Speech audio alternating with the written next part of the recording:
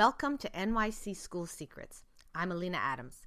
My books, Getting into NYC Kindergarten and Getting into NYC High School, are available on Amazon and barnesandnoble.com because I believe all parents have the right to know all their school choices and how to get them. This week's podcast is brought to you by Bright Kids, a full-service tutoring and publications company specializing in test prep and subject tutoring. For more information, visit www.bright-kids.com. And if you're looking for the optimal date to get your kids tested for various gifted programs, such as Hunter College Elementary, public citywide, or private schools, make sure you visit our exclusive calculator at www.nycschoolsecrets.com to enter your child's birth date and find out when you should sign them up. Now, it's October and private school applications have been out for over a month. For parents still on the fence about applying, later on in the show, we're going to talk about how, yes, you absolutely can afford private school, whether it's via financial aid or some other means. For a detailed explanation of how to apply to private schools, go to my website, www.nycschoolsecrets.com, click on the podcast link, and go to episode 2. That show has absolutely everything you need to know. But first, it's time for our NYC School News Roundup and an explanation of what the news means to you. Last week, we talked to an Upper West Side dad about the rezoning plans for District 3 schools. Since then, there's been another meeting and another plan proposed. This one would affect nearly every single school in the district, with some losing catchment blocks, some gaining, and a few simply switching. Talk about rearranging deck chairs on the Titanic. There is also a proposed new school to be housed in the building PS 191 is vacating, but as of now, the school has no name, no principal, and no staff. What does this mean to you? It means that families who bought a particular home with the main intention being attending the zone's high-achieving elementary school may find themselves out in the cold. You can still try applying to your former zone school, but if it's so overcrowded that it doesn't even have room for in-zone kids, out-of-zoned ones are even less likely to get a spot. That said, this year I had families getting off wait lists nearly the day before school started, and another one got an offer last week. So wait lists do move and anything can happen. For more about how to work a wait list, listen to my podcast number 15 about what parents can do. And speaking of wait lists, the city's highest performing charter schools have long ones too. Last Wednesday, 25,000 people rallied in Prospect Park to demand the city let them double the number of schools and seats to serve the families who want them. One school that's already been approved is NYC's first orchestral charter school. The Washington Heights and Inwood Music Community Charter School will offer 2 hours of orchestral music and voice instruction to all students in grades K to 5 during an extended school day. It's scheduled to open its doors September 2017. Unlike the public-private partnership special music school in Lincoln Center, the orchestral charter school will not require an audition. Meanwhile, there's trouble in the city's other art schools. In late summer, over 10,000 parents, students, teachers, and community members at LaGuardia High School, that's the famed School of Music, Art, and Performing Arts, signed a petition objecting to the fact that the school now allegedly gives more weight to academics rather than the arts in their admissions process. At the same time, parents at the Professional Performing Arts School a few blocks away are unhappy with what they claim is a single-minded focus on performing. They believe the school is ignoring academics and their kids are not graduating college ready. Guess you can't please everyone. Which is why it's a good thing NYC has passed a resolution to make transferring public schools easier. In the past, families could only request a transfer in cases of violence, medical issues, or extreme commute. Of course, those who knew how to manipulate the system knew how to make those words mean whatever they wanted them to mean. Now, however, parents can request a transfer if their child is not, quote, progressing or achieving academically or socially, end quote. Those are even vaguer words with even a lower burden of proof threshold. When we come back, we're going to address the topic, yes, you can afford private school. We'll tell you how. And we'll also talk with the head of Manhattan Country, a progressive school that has a unique approach to making private education affordable for all. Stay tuned. Bright Kids is a full-service tutoring and publications company specializing in test preparation and subject tutoring. Knowledgeable account managers guide families from start to finish, ensuring maximum success for students. Trial sessions are now available for only $40. visit the Bright Kids website at www.bright-kids.com to find out more. Welcome back. I'm Melina Adams, author of the books Getting into NYC Kindergarten and Getting into NYC High School, and I will be the first person to proclaim NYC private school education is not cheap. Most tuitions are north of $40,000 a year. There are a few exceptions, of course. Basis in Brooklyn is $20,000, and they're about to open a Manhattan campus where tuition will be under $30,000. Staten Island Academy comes close to matching that, depending on grade level. Brooklyn Heights Montessori is in the $35,000 range, as is the Alexander Robertson School on the Upper West Side. There are others. Contact me at alinaadams@gmail.com for details. There is, however, usually financial aid available. In fact, the higher the tuition, the more financial aid there is. Different schools have different ways of determining the amount individual families receive. We spoke to Michelle Sola, head of Manhattan Country School, about how they make a private progressive education affordable to NYC families at all incomes, and why they have a very good reason for not calling it financial aid. Plus, quite possibly the most shocking thing I've ever heard about an NYC private school came during this interview. Can you guess what it was? Hello and welcome to New York City School Secrets. Thank you for being with us today. Thank you very much for asking. We are talking about financial aid, and I would like you to explain how does financial aid at Manhattan Country work? Well, that's an interesting question because our system is based on a sliding scale, and we are very purposeful about the language that we use. And financial aid is on purpose not part of that. Our system is really based on the mission of the school. The school was started exactly 50 years ago. Congratulations. It's a pretty exciting anniversary. And the notion really early in the school's life was that the contractual relationship between families, all families, and a school with this mission should really mirror one another. And there's something in the nomenclature of financial aid that speaks to inequity and some families being on financial aid and other families not didn't really work in portraying the school aligned well with its values. So instead, the board came up with another system. It's based on the idea that everyone pays according to their means, and everyone submits a form that they developed. It's been tweaked a little bit, but we call it our financial worksheet. We don't use the third-party services that many other schools do. And our contracts are based on that worksheet. About 75% of our families pay on the sliding scale.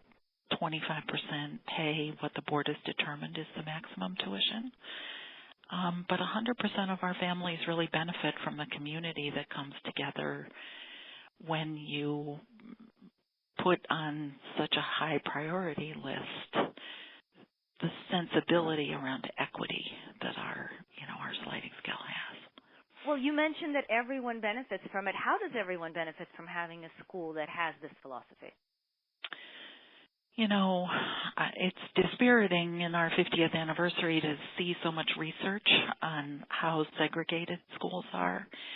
And of course, racially and culturally, that's one factor, but economic segregation of schools that is a function then of what kinds of resources are available for all children is something that I think a lot about. And of course, I read assiduously because I find that our alumni and our alumni families talk about the experience of being in an economically diverse community where there's this equity sensibility as a one-time-in-a-life pathfinder, if you will. Mm-hmm. Their understanding of the value of humanity, their ability to engage with some of the imperfections that democracy seems to still have built into it in an economically diverse community helps them be empathetic, helps them understand themselves when they are reacting to things, and helps them have a language for engaging with people whose experience in life is a little different than theirs. Now, I read something interesting. You don't ask for proof of income. You work on the honor system when it comes to the sliding scale tuition. Is that also connected to your philosophy? Absolutely. And, I get questioned about that all the time because as I'm working with families who are applying to the school, they can't believe it. But the developers or the architects of this system felt that trust had to be as present as equity. That, I think the way they talked about it in the beginning is that there are certain experiences in life where one has to validate income, like the income tax that applies to everyone. But there are other experiences that are very present for people, that if you're applying for public assistance, you have to reveal an enormous amount about your financial circumstances. And there are many people who never have to do that separate from their taxes. So their principal decision was that it was going to be a trust system and that we would have to educate on a continual basis why it was that we were engaging the contractual relationship with this system and, make the case for trust. And I've found that over the years, the people who cheat the system are well known because they brag on the sidewalk, but they are a handful. And that by and large, people feel greatly respected, as I think the architects of the system intended, that they can represent their circumstances. And, we have a couple of, it's basically a percentage of one's income, and the percentage ranges from 5 to 12%. And that originally it was a straight percentage across the board, so it was either 7 or 8%. Sorry, I'm not remembering quite right. And then they graduated it because they realized that they were demanding more of people making much less at that flat rate than if they were to graduate it slightly. But the fact that we don't require people to validate their income in any way both puts the pressure on the school to be articulate about why this system is the one that we're using when, a lot of other places are using the third parties. And they're asking to see tax returns and other such things. They are. That's how the third parties do it.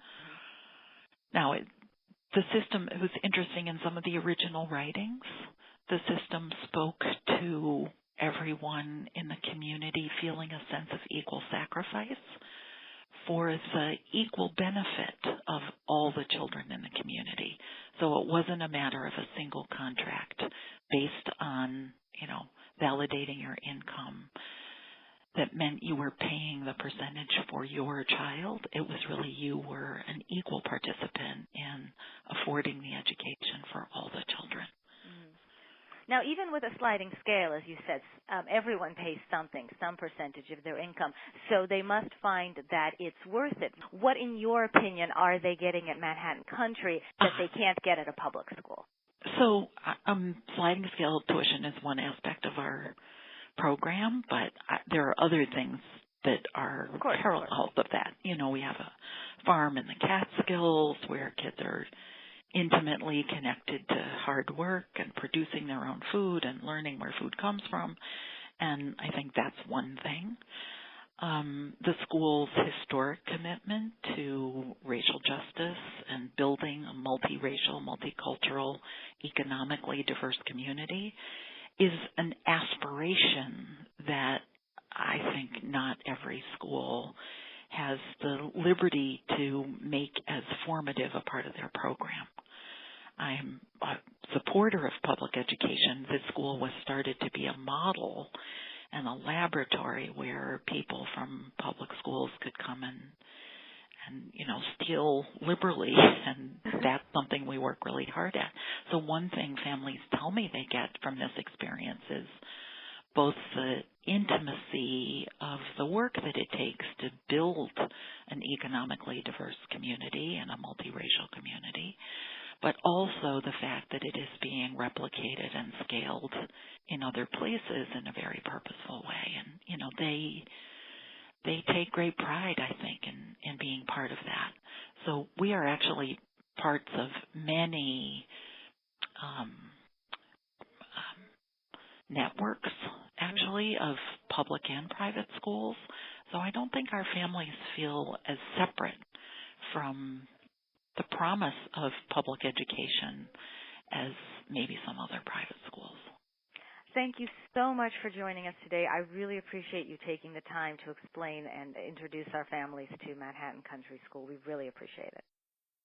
All right, I admit it. That part about not asking for proof of income took me by surprise. I have never heard anything similar from another NYC private school. But it just goes to show you should always do your research. Don't assume that because you can't afford a particular tuition, that means the school of your dreams is out of reach. Many, many schools will be happy to work with you, especially if you're a family they really want to join their community. For more on what sorts of families private schools are looking for and how big some of the financial aid packages they're willing to part with are, check out either Getting Into NYC Kindergarten or Getting Into NYC High School on Amazon or BarnesandNoble.com. I guarantee this time you'll be the ones who are in for a surprise.